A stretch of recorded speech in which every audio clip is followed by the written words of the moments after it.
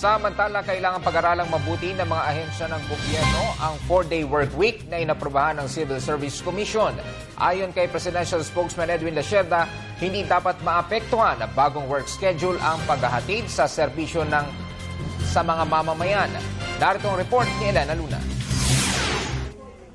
Sa ilalim sa pag-aaral ng kanya-kanyang tanggapan ng gobyerno ang pagpapatupad ng 4-day workweek scheme na memorandum ng Civil Service Commission.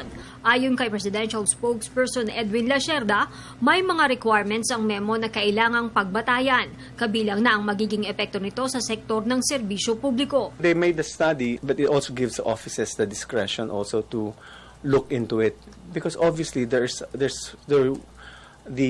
the particular agency would be in a better position to address this, given while the Civil Service Commission provides the guidelines, the particular agency, implementing agency, has to also look at the guidelines vis-a-vis their work activities and also their interaction with the public sector.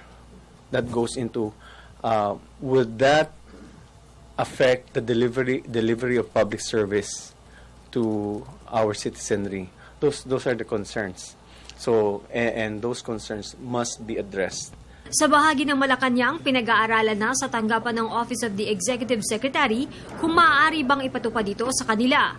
Magiging bahagi ng pag-aaral ang mga public engagements ni Pangulong Aquino. The human resource of the OP has submitted to one of the deputy executive secretaries for further study, kasi nga kailangan pag-aralan to, and since the office of the president naman, we're under all of us here in the compound are under the office of the president, and the president has many engagements and a 4-day work week.